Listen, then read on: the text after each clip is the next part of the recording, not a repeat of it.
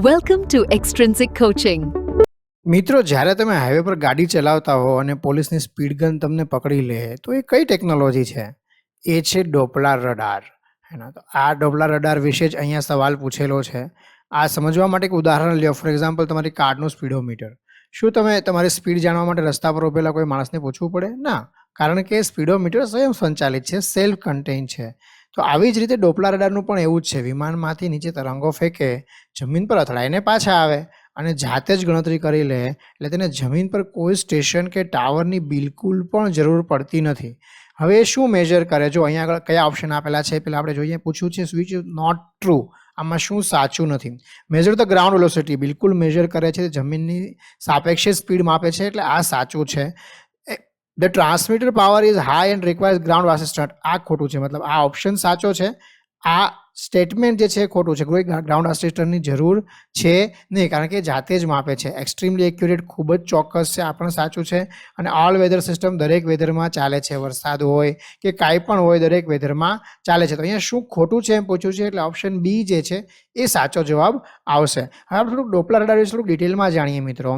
જો ડોપલાર ઇફેક્ટ શું છે પહેલાં તો એ જાણીએ. રિયલ લાઈફમાં આપણે ઉદાહરણ સાથે સમજીએ તો ફોર એક્ઝામ્પલ, ટ્રેનનો અવાજ તમે સાંભળ્યો હશે. જેમ જેમ ટ્રેન હોર્ન વગાડતી તમારી નજીક આવે એમ એનો અવાજ તીણો લાગે, મતલબ હાઈ પીચ અવાજ લાગે. જ્યારે ટ્રેન હોર્ન વગાડતી તમારાથી દૂર જાય ત્યારે તેનો અવાજ ધીમો અને લો પીચ થતો જાય. બસ આ તો છે રેડિયો તરંગો. રેડિયો વેવને પણ આ જ નિયમો લાગુ પડે છે. અને ડોપલાર રડાર પણ આવી રીતે જ કામ કરે છે. ડોપલાર રડારનો મુખ્ય હેતુ શું છે કે સામેની વસ્તુ કેટલી ઝડપે હલી રહી છે, મતલબ એની વેલોસિટી શું છે, major the ground velocity. Velocity શું છે એ મેજર કરવા માટેનો ઉપયોગ થાય છે. હવે 3 સ્ટેપમાં આ કામ થાય. એક છે ટ્રાન્સમિટ, સૌથી પહેલાં જે છે એ ટ્રાન્સમિટ કરે. પછી બીજું છે રિફ્લેક્શન, હા મતલબ રિફ્લેક્ટ થાય વસ્તુ. અને ત્રીજું છે મેજર, પછી ત્રીજું જે છે એ વસ્તુ મેજર થાય. જો વસ્તુ રડારની નજીક આવી રહી હોય તો પાછા આવતા તરંગો દબાઈ જાય, ફ્રીક્વન્સી વધી જાય. જો વસ્તુ રડારથી દૂર જાય તો પાછા તરંગો ખેંચાઈ જાય, મતલબ ફ્રીક્વન્સી જે છે ઘટી જશે. તો રડાર આ ફ્રીક્વન્સીના તફાવતની ગણતરી કરીને વસ્તુની કેટલી ઝડપ છે એ જણાવી દે છે. એક એક્ઝામ્પલ આપણે લીધું ટ્રાફિક પોલીસની સ્પીડ ગન. બીજું એક્ઝામ્પલ તમે હવામાન ખાતાનો પણ લઈ શકો. તમે ઘણીવાર ટીવી પર જોયું છે કે આવતા 2 કલાકમાં તોફાન આવશે.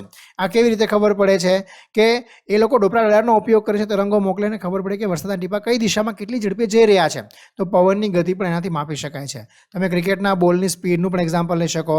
જ્યારે બુમરાહ બોલિંગ કરતો હોય અને સ્ક્રીન ઉપર લખાઈને આવે 145 કિલોમીટર પર અવર, આ 145 કિલોમીટર પર અવર છે, કેવી રીતે માપવામાં આવે છે?